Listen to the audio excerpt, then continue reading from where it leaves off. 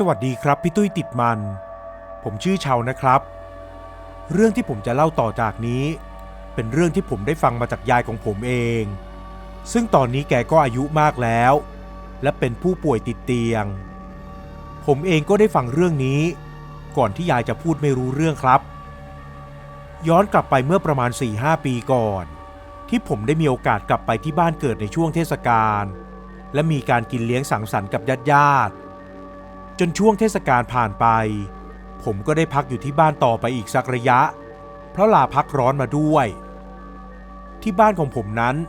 พอญาติกลับกันไปหมดก็จะเหลือแค่ยายพ่อแม่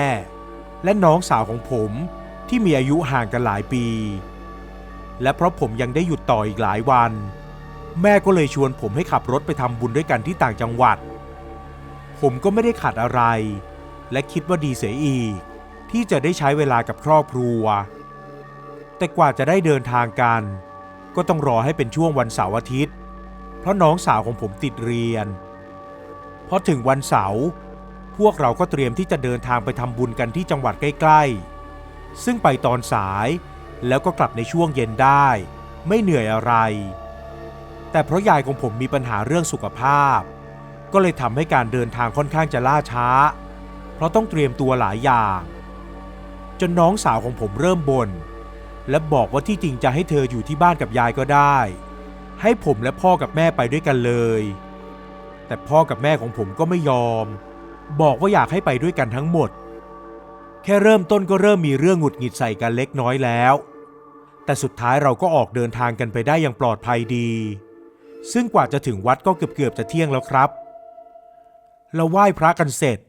ก็แวะไปกินข้าวและซื้อของอีกเล็กน้อยก่อนจะเดินทางกลับมาถึงบ้านในช่วงเย็นจากนั้นแม่และน้องสาวของผมก็พายายเข้าไปพักผ่อนส่วนผมกับพ่อก็อยู่กันที่หน้าบ้านเก็บของบางอย่างและเตรียมที่จะทำอะไรกินกันเล็กๆน้อยๆที่หน้าบ้านก่อนที่อีก 2-3 วันที่จะถึงนั้นผมจะต้องเดินทางกลับอ้าวพี่ชัยกลับกันมาแล้วเหรอไปไหนทำไมไม่บอกกันเลยล่ะนี่ฉันซื้อข้าวมาให้แม่พี่พอดีคราวหลังจะไปไหนก็บอกกันหน่อยนะไม่ต้องให้แม่พี่เขาตะโกนเรียกแก่ๆแล้วนะฮะอะไรนะตะโกนเรียกเหรอสิ่งที่ป้าดาวป้าข้างบ้านบอกกับพ่อและผมที่ได้ยินนั้นทำเอาเราสองคนตกใจและงงไปตามๆกันเพราะว่าวันนี้ไม่มีใครอยู่ที่บ้านทั้งนั้นพ่อไม่ได้พูดอะไรต่อและหันมามองหน้าผมเหมือนจะบอกว่าไม่ต้องพูดอะไรออกมาก่อนที่พ่อของผมจะตามป้าดาวไปและรับข้าวที่แกซื้อมาฝากจากนั้นก็บอกขอบคุณป้าดาวพ่อและผมรีบเดินเข้ามาในบ้านพ่อบอกให้ผมไปดูน้องที่ยังอยู่กับยายและรีบเดินเข้าไปคุยกับแม่ในครัวทันทีในตอนนั้นผมเริ่มรู้สึกได้ว่ามันมีอะไรผิดปกติผมเข้าไปเจอน้องในห้องนอนของยายที่ผมเองก็ไม่ได้เข้ามาบ่อยนักและถึงแม้จะกลับมาอยู่เป็นอาทิตย์แล้วแต่นี่จะเรียกว่าเป็นครั้งแรกที่ผมเข้ามาในห้องของยายในรอบหลาย10 ปีก็ว่าได้ครับมันเป็นห้องเก่าๆมีแต่ของใช้โบราณแต่ก็สะอาดสะอ้านและในตอนนี้ยายก็กำลังจะเข้านอนแล้วน้องสาวของผมถามว่ามีอะไรหรือเปล่าเพราะไม่เคยเห็นเข้ามาดูยายเลยผมเองก็รู้สึกผิดกับคำพูดของน้องอยู่เหมือนกันเลยบอกกับน้องว่าถ้ามีอะไรต้องทำเดี๋ยวผมจะช่วยทำเองผ่านไปเกือบครึ่งชั่วโมงแม่ก็เดินมาที่ห้องยายซึ่งผมกับน้องกำลังช่วยกันนวดให้ยายอยู่ชามเชายายหลับหรือยังลูกน่าจะหลับแล้วนะครับแม่งั้น2 คนออกมาหาแม่กับพ่อที่หน้าบ้านหน่อยนะพูดจบแม่ก็เดินออกไปน้องสาวของผมก็เดินออกจากห้องไปก่อนผมเองที่กำลังจะลุกออกไปแต่ก็ต้องตกใจที่จู่ๆยายก็คว้าแขนของผมเอาไว้ท่าทางของยายเหมือนมีอะไรบางอย่างอยากจะบอกกับผมครับผมเลยขยับตัวเข้าไปใกล้ๆกิ่งก่องไก่ถึงเสียงของยายจะเบามากแต่ผมก็ได้ยินเป็นคำว่ากิ่งก่องไก่ ซึ่งผมก็ไม่รู้เหมือนกันว่ามันหมายถึงอะไรพอยายพูดจบก็ปล่อยแขนที่จับผมไว้แน่นจนเห็นเป็นรอยเล็บที่เนื้อก่อนจะปิดตานอนหลับต่อผมเลยเดินออกมาจากห้องนั้นพอมาถึงหน้าบ้านก็ไม่เจอใครจนพ่อลดกระจกรถลงมาและเรียกให้ผมเดินเข้าไปในรถ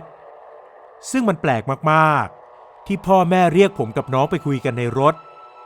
มันเหมือนกับไม่อยากจะคุยเรื่องนี้ในบ้านแต่ออกมาหน้าบ้านก็ไม่อยากจะให้ใครได้ยินอีกเลยต้องมาคุยกันในรถสิ่งที่พ่อกับแม่เริ่มพูดและเล่าให้ผมกับน้องฟังดูจะเหลือเชื่อไปสักหน่อยแต่ก็ดูน่ากลัวและทำให้ผมกับน้องรู้สึกตื่นตระหนกพอสมควรพ่อบอกกับผมว่าก่อนที่ผมจะกลับคงต้องให้ผมช่วยอยู่กับน้องก่อนและในระหว่างนี้พ่อกับแม่จะพายายผมไปที่หนึ่งและกำชับกับผมหนักแน่นว่าตลอดระยะเวลาที่พ่อกับแม่ของผมพายายออกไปถ้ามีใครมาหาก็ห้ามไม่เข้าบ้านเด็ดขาดและอาหารทุกอย่างจะต้องทำกินเองไปก่อนปรุงอาหารเองทุกขั้นตอนไม่ซื้อกับข้าวสำเร็จแบบที่คนอื่นทำมาระหว่างนี้พ่อกับแม่อาจจะติดต่อไม่ได้ซึ่งก็ต้องให้ผมดูแลน้องอย่างใกล้ชิดทั้งไปส่งและไปรับที่โรงเรียนรวมถึงทำข้าวกล่องให้น้องไปกินที่โรงเรียนด้วยพ่อกับแม่พูดจริงเหรอเนี่ยน้องสาวผมถามย้ำพ่อกับแม่ไม่ได้ตอบอะไรแต่มีสีหน้าเครียดมากจนผมต้องบอกให้น้องทำตามที่พ่อกับแม่บอกช่วงเช้ามืดของวันต่อมาพ่อกับแม่ก็เตรียมตัวพายายออกไปแต่เช้าซึ่งผมก็ตื่นขึ้นมาช่วยด้วยตอนที่พายายขึ้นรถไปยายก็จับแขนผมแน่นอีกรอบแล้วกระซิบบอกผมด้วยคำเดิมถึงจะเบามากก็ตามกิ่งก้องไก่พ่อกับแม่เดินทางออกไปตั้งแต่เช้าโชคดีที่วันนี้แม่ทำกับข้าวเอาไว้แล้วเหลือแค่อุ่นเท่านั้นพอถึงเวลาผมก็ขี่รถมอเตอร์ไซค์ไปส่งน้องที่โรงเรียนตามปกติถึงน้องผมจะดูหงุดหงิดไปบ้างแต่ก็ยอมฟังแต่โดยดีและหลังจากกลับมาถึงบ้านแม่ก็โทรมาเช็คว่าผมจัดการไปส่งน้องแล้วหรือยังอย่าลืมที่แม่บอกนะชาวห้ามให้ใครเข้าบ้านเด็ดขาดครับแม่ผมที่อยู่บ้านเบื่อก็เริ่มจัดของและทำความสะอาดบ้านไปเรื่อยจนได้ยินเสียงคนกำลังจะเปิดประตูเข้ามาผมจึงรีบออกไปดูและร้องห้ามเอาไว้ป้าดาวป้าข้างบ้านที่สนิทกันถือหม้อใบใหญ่ไว้ในมืออีกมือหนึ่งก็พยายามจะเปิดประตูรั้วเข้ามาป้าครับป้ามีอะไรเหรอครับอ๋อป้าเอากับข้าวมาฝากน่ะเห็นว่าพ่อแม่เราไม่อยู่ให้ป้าเข้าไปนะเดี๋ยวป้าจะไปถ่ายกับข้าวลงหม้อให้แล้วเอาหม้อกลับป้ารู้ได้ยังไงครับว่าพ่อกับแม่ผมไม่อยู่ก็ไม่เห็นรถตั้งแต่เช้าแล้วนี่ป้าไม่ต้องเข้ามาหรอกครับที่บ้านผมมีกับข้าวเยอะแล้วขอบคุณมากนะครับพอผมพูดไปอย่างนั้นก็ชัดเจนเลยว่าป้าดาวแกมีท่าทางไม่พอใจแล้วก็เดินกลับไปครับตกบ่ายผมก็ออกไปรอรับน้องพอกลับมาที่บ้านก็ต้องตกใจเพราะหน้าบ้านมีเศษอาหารที่ดูเหมือนเป็นแกงสาดอยู่เต็มรั้วบ้านไปหมดน้องผมก็ตกใจพอสมควรแต่ผมก็บอกว่าไม่มีอะไรและบอกให้น้องเข้าบ้านไปจากนั้นผมก็รีบมาทำความสะอาดรั้วพอค่ำลงผมก็ล็อกประตูบ้านตั้งแต่หัวค่ำส่วนน้องของผมพอกินข้าวเสร็จก็เข้าห้องนอนของตัวเองไปผมก็นั่งดูหนังที่ห้องโถงข้างล่างบ้านจนเผลอหลับไปครับตื่นมาอีกครั้งก็ต้องตกใจเพราะประตูกระจกบ้านที่ล็อกอยู่แต่เปิดม่านไว้ตอนที่ผ้าม่านมันไหวเพราะแรงของพัดลมผมก็เห็นว่ามีใครบางคนยืนอยู่ผมลุกขึ้นไปจะรูดม่านก็เห็นว่าเป็นพ่อกับแม่จึงรู้สึกโล่งใจแต่พอกำลังจะเอื้อมมือไปเปิดประตูเสียงของน้องสาวก็ร้องห้ามไว้อย่าเปิดนะพี่เชาผมหันไปตามเสียงของน้องก่อนจะหันกลับไปที่ประตูกระจกและพ่อกับแม่ที่ตอนแรกดูเหมือนจะปกติตอนนี้กลายเป็นคนหน้าตาน่ากลัวแลบลิ้นยาวออกมาเลียกระจก และทำท่าจะพุ่งเข้ามาหาผ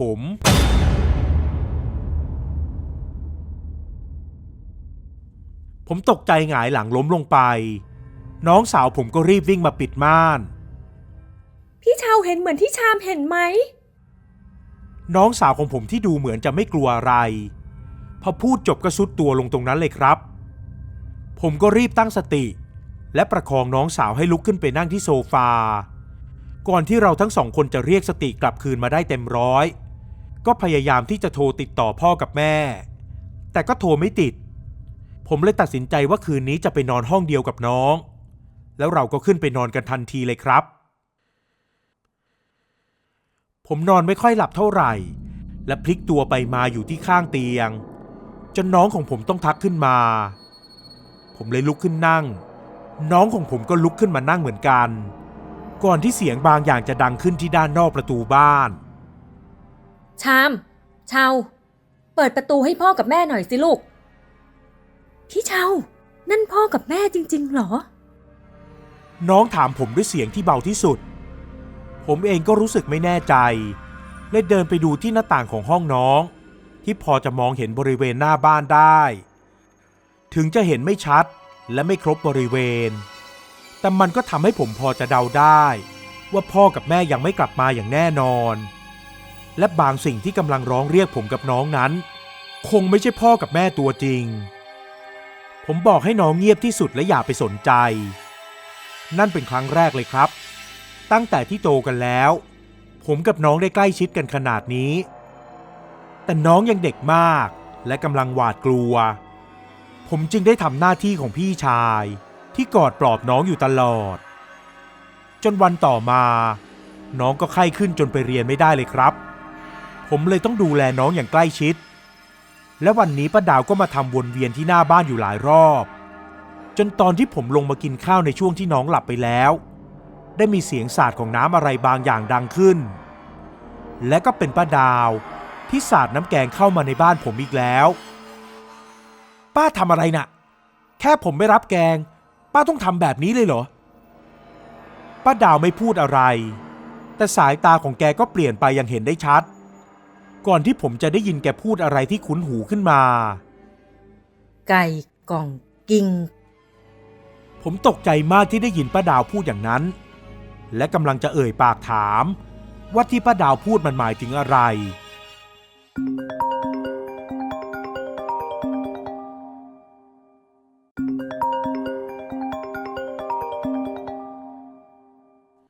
แล้วแม่ก็โทรมาหาผมครับถามว่าที่บ้านเป็นยังไงบ้างผมเลยเล่าเรื่องทุกอย่างให้ฟังดูท่าทางแม่ที่ได้ฟังเรื่องราวจะตกใจเป็นอย่างมากก่อนจะบอกผมว่าอย่าออกมานอกบ้านอีกถ้าเจอป้าดาวอย่าออกมาอีกนะลูกป้าดาวเข้ามากับแม่และพ่อคนที่ลูกเจอไม่ใช่ป้าดาวในตอนนั้นนอกจากจะตกใจแล้วผมยังขนลุกขึ้นมาด้วยครับเราคุยกันอีกสักพักแม่ก็วางสายไปผมก็ลองชะเง้อดูที่บ้านของป้าดาวก็เห็นว่าประตูบ้านมันล็อกอยู่จริง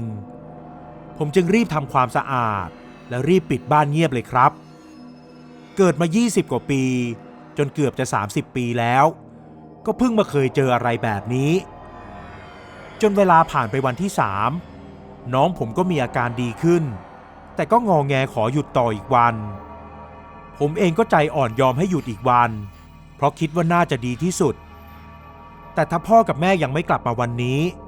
ผมก็มีความจำเป็นที่จะต้องออกไปซื้ออาหารสดมาตุนไว้เหมือนกันจนช่วงบ่ายที่พ่อกับแม่ป้าดาวและยายกลับมาแม่ครับแล้วป้าดาวไปกับแม่ตอนไหนตอนเช้าที่ออกไปกันยังไม่เห็นไปด้วยกันเลย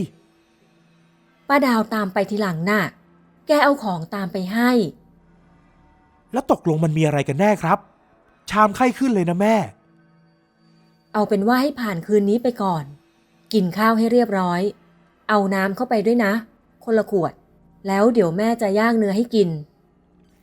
ย่างเนื้อเหรอหนูกินไม่ได้นะแม่แล้วแม่ของผมก็อธิบายต่อว่าเป็นเนื้อหมูนี่แหละและบังคับให้ผมกับน้องอยู่แต่ในห้องของตัวเอง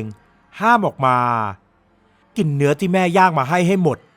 ซึ่งเป็นชิ้นที่ไม่ใหญ่มาก และไม่ค่อยสุกเท่าไหร่ ก่อนกินก็ให้พูดว่ากินกล่องไก่ซึ่งผมก็ทำตามครับ คืนนั้นพอผมกินเสร็จก็นอนไม่ค่อยหลับและส่งข้อความแชทคุยกับน้องตลอดทั้งคืนจนกระทั่งเช้าแม่ก็ปลุกผมกับน้องให้ไปทำบุญรดน้ำมนต์ที่วัดใกล้บ้านด้วยกันซึ่งยายในตอนนั้นก็ดูจะแข็งแรงมากขึ้นหลังจากที่ไปกับพ่อแม่และป้าดาวในช่วง 2-3 วันที่ผ่านมาหลังจากที่ทำบุญกันเสร็จก็เหลือเวลาอีกแค่ 2 วันที่ผมจำเป็นจะต้องเดินทางกลับไปทำงานแล้วพ่อกับแม่จึงบอกให้ผมกับน้องเข้าไปฟังเรื่องราวจากยาย กิ่งก้องไก่ห้ามพูดกลับเด็ดขาด ยายของผมที่ตอนนี้ดูแข็งแรงขึ้นได้เริ่มเล่าว่ามันเป็นผีแต่โบราณที่คนของครอบครัวฝั่งแม่ทั้งหมดมีอยู่ในตัวแต่แม่ของผมไม่มีแต่ยายและตอนนี้ก็ยังมีอยู่ถ้าจะให้แปลเป็นไทยง่ายๆก็เหมือนกับคำว่ากินไปก่อนนั่นเองครับซึ่งผีเลี้ยงของครอบครัวเราจะแสดงอาการบางอย่างหรือเหตุการณ์บางอย่างเพื่อเตือนให้รู้ว่าถึงเวลาที่ต้องให้เขากินแล้วและทุกคนในครอบครัวก็จำเป็นที่จะต้องกินด้วยนั่นก็คือการกินเนื้อย่างเมื่อคืนที่ผ่านมานั่นเองครับส่วนสิ่งที่เจอนั้นหากพูดกลับก็จะเป็นไก่ก่องกิงหรือไปก่อนกินหมายความว่าจะต้องมีความตายเกิดขึ้นก่อนที่จะได้กินอะไรซึ่งนั่นจะไม่ดีจะทำให้คนในครอบครัวรุ่นหลังเจอเรื่องไม่ดีผมเองก็ไม่ค่อยเข้าใจเรื่องทั้งหมดหรอกนะครับแต่ยายทวดก็บอกกับผมว่าอย่างป้าดาวที่เป็นลูกหลานตระกูลของแกอีกไม่นานก็จะเป็นเหมือนกันและที่ยายทวดของผมอยู่ได้มาเนิ่นนานจนทุกวันนี้ก็เพราะผีที่เลี้ยงยังหาคนสืบต่อไม่ได้ซึ่งพ่อกับแม่ของผมก็กังวลว่าน้องสาวอาจจะต้องสืบต่อแต่ถึงอย่างนั้นผมก็ไม่อยากให้มันเกิดขึ้นในครอบครัวของผมอีกเลยเพราะมันน่ากลัวและคนรุ่นหลังที่เปลี่ยนไปตามยุคสมัยก็จะมีความเข้าใจเกี่ยวกับเรื่องนี้น้อยลงสักวันก็คงจะไม่มีการยอมรับผีเกิดขึ้นทุกวันนี้ผมก็พยายามหาทางแก้ไขอยู่และคิดจะส่งเรื่องนี้เข้ามาเล่าให้ฟังเผื่อว่าจะมีใครให้คำแนะนำกับผมได้บ้างขอบคุณพี่ตุ้ยติดมันด้วยนะครับถ้าเรื่องนี้ได้ถูกนำไปเล่าผมคิดอยู่นานจริงๆว่าจะเล่าให้คนนอกครอบครัวฟังได้อย่างไรขอให้ทุกคนรับฟังอย่างมีสตินะครับและขอบคุณล่วงหน้าสำหรับคนที่ให้คำแนะนำเข้ามาสวัสดีครับ